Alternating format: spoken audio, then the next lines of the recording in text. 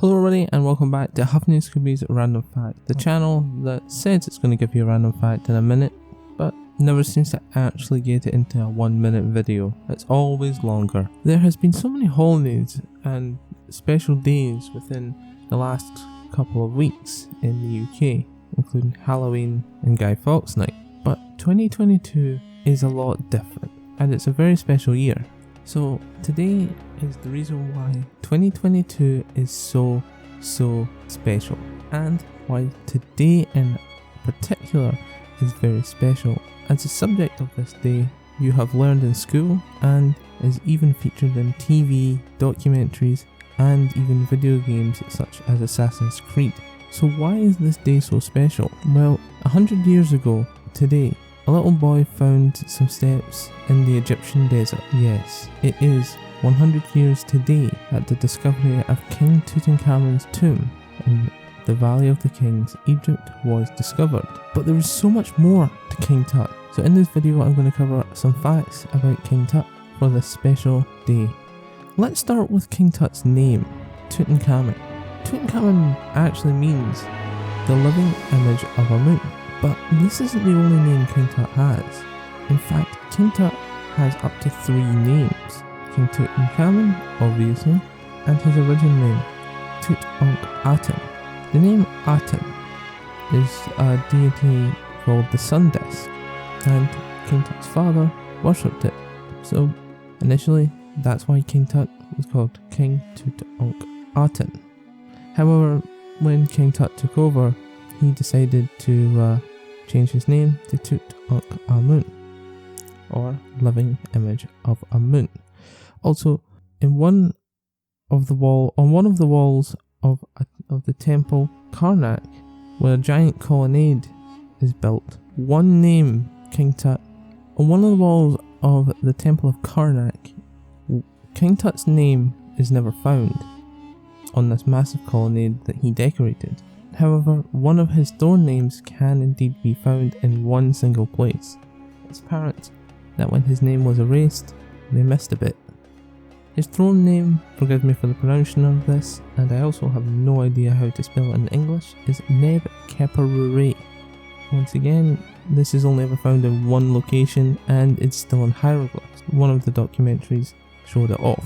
To say that King Tut's family were a little odd was an understatement. We have proven many things about King Tut's family, his father being a so-called heretic, but it's the fact that King Tut's family was, well, a little screwed up in more than one way, as King Tut and his parents are, well, by Egyptian standards, normal. Today's standards, very wrong, as King Tut's mum and dad were actually related.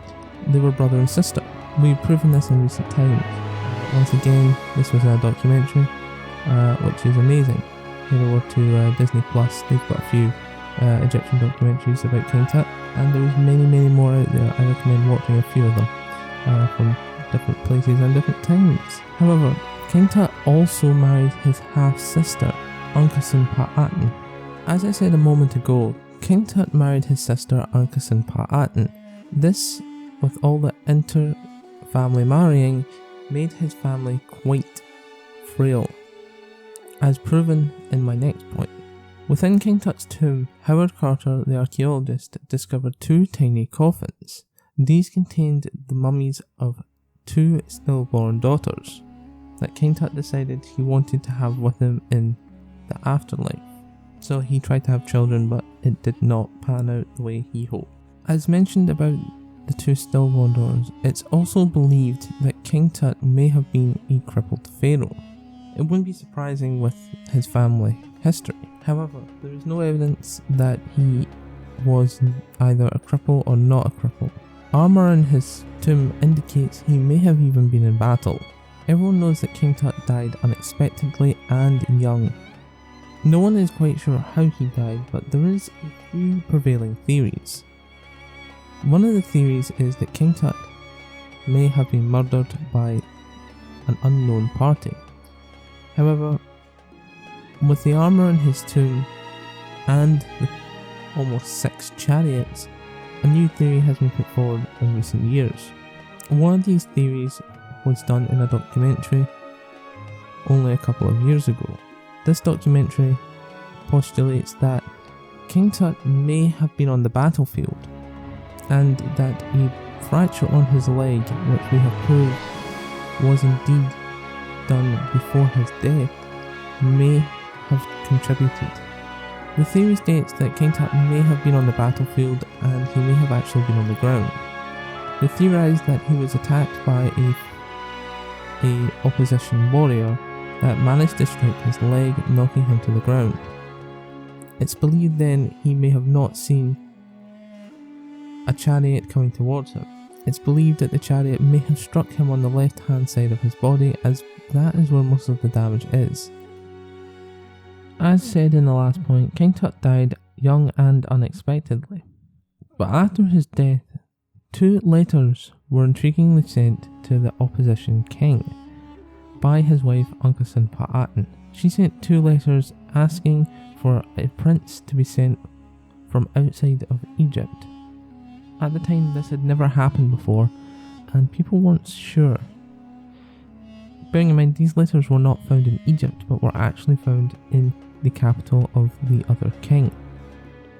The letters contain that King TuT asked for a prince to be sent to take the throne of Egypt from outside the country. She expresses in both the letters that she does not wish to marry a servant. The question is, who was she trying to avoid? Who was the servant that she was trying to avoid? So much so that she put it twice in her letter. However, the king did indeed send a prince to Egypt. However, he got as far as the borders. This indicates that there was more than one individual at the time, as both the Prime Minister and Horemheb, the leader of the army, may have both been in on it. And who's to know if the prince was either killed by bandits or could have actually just been killed by the government itself in Egypt. Who knows? There is thousands of items included in King Tut's tomb. There was over 5,000 items found. Nowadays, they are now all back together once again. They are in the Grand Egyptian Museum in their own gallery. But some of the items in King Tut's tomb are very interesting. Like I said previously, there was about 6 chariots in the tomb. A multitude of different items also were in the tomb, including the 2 little coffins, obviously, and many other items, including his famous death mask. But also on King Tut's mummy there was a second item, an iron sword. Iron was like dust in Egypt. No one could find it. Gold was like dust in Egypt. However, iron was, well, iron just didn't exist. Iron was practically non-existent in Egypt at the time. So, the iron for King Tut's sword was actually meteoric iron coming from the stars. In no way was this connected to ancient aliens, just a meteor. Some of the other items though are rather smart, including a lamp that when lit shows King Tut and his wife, as normally when it is unlit it is blank because there is 2 cups inside, allowing for the little magic trick to happen.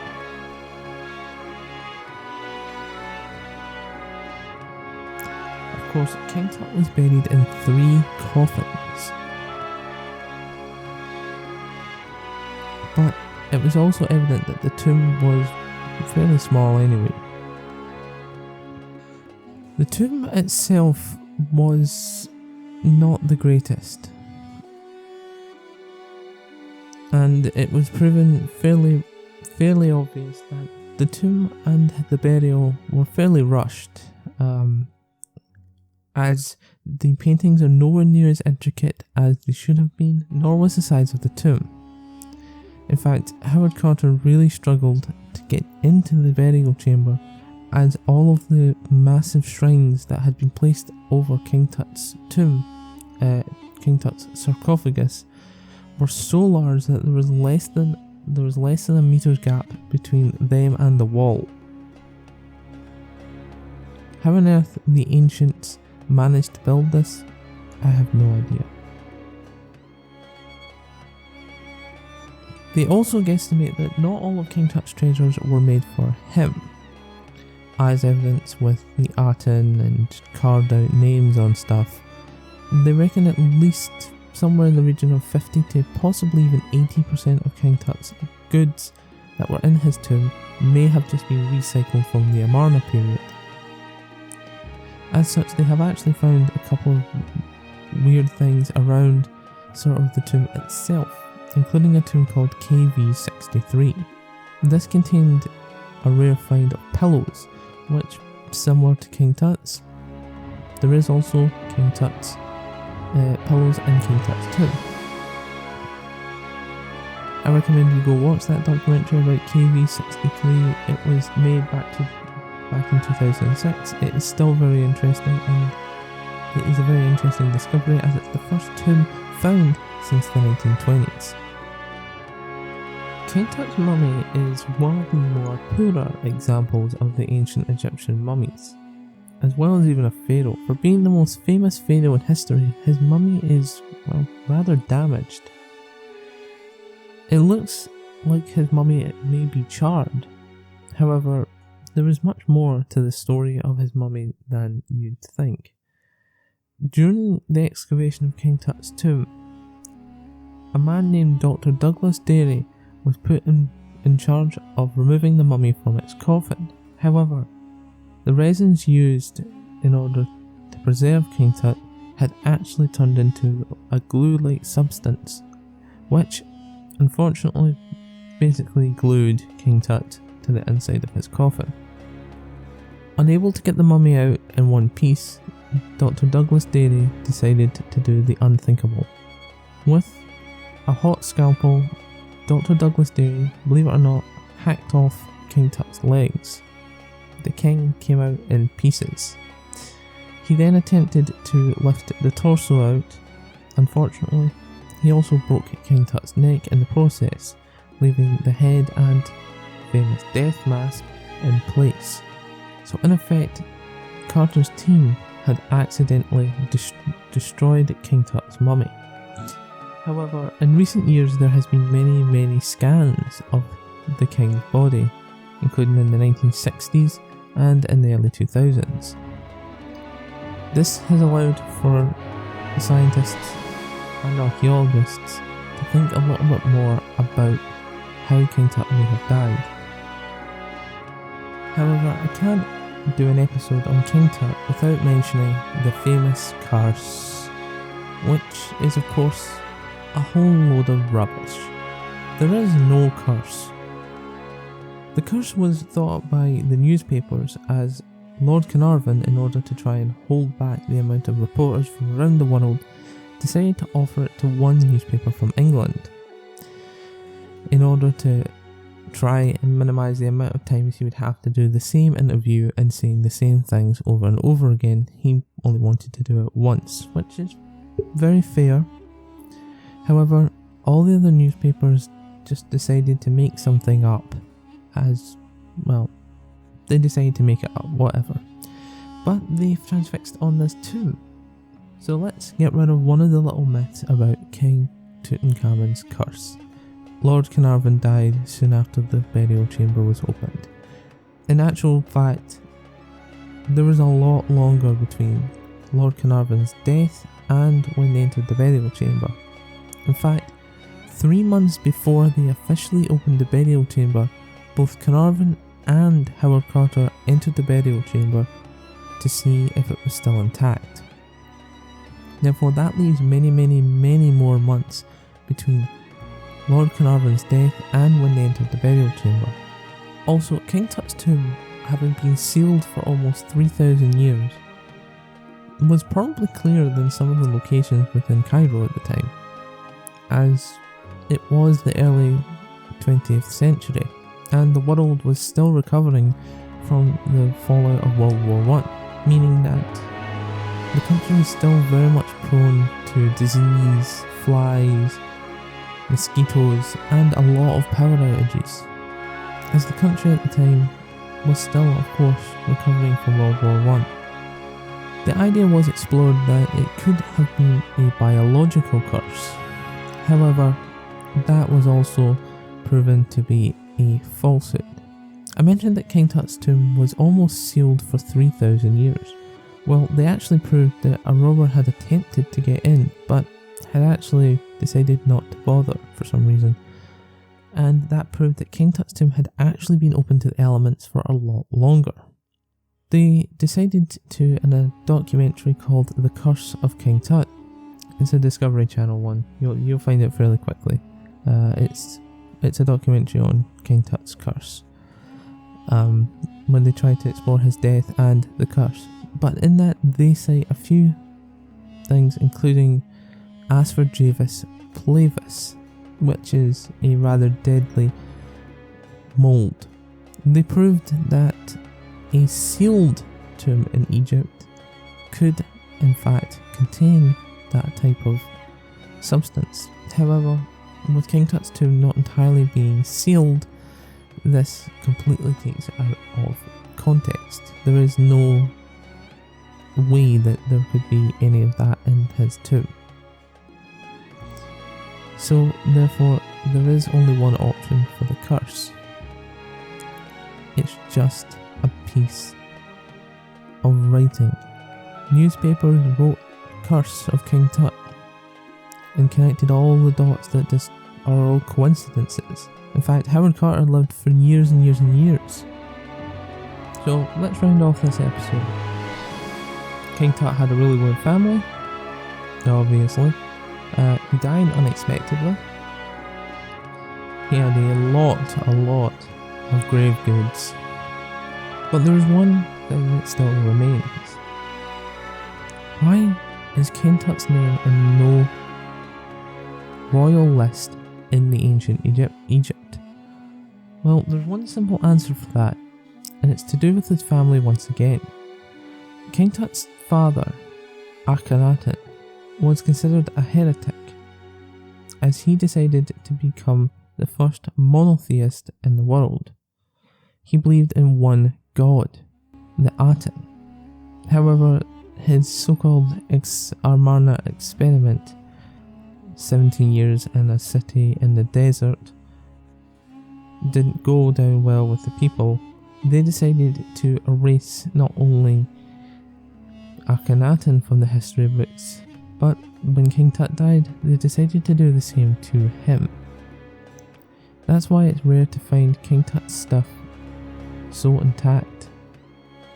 As well as it was relatively easy for the people of Egypt to forget the Amarna experiment, as the next dynasty was undeniably the greatest dynasty, the 19th dynasty, containing kings such as Seti I and Ramses the Great. The people of Egypt, luckily, completely forgot about King Tut, and thanks to a later pharaoh's burial, the rubble from that, as well as a flash flood, completely covered King Tut's tomb, allowing for the preservation of one of the most amazing wonders of the world. I hope you enjoyed this video. If you did, hit that like button and maybe even consider subscribing. My name has been Scooby. I will see you guys in the next video. Bye bye!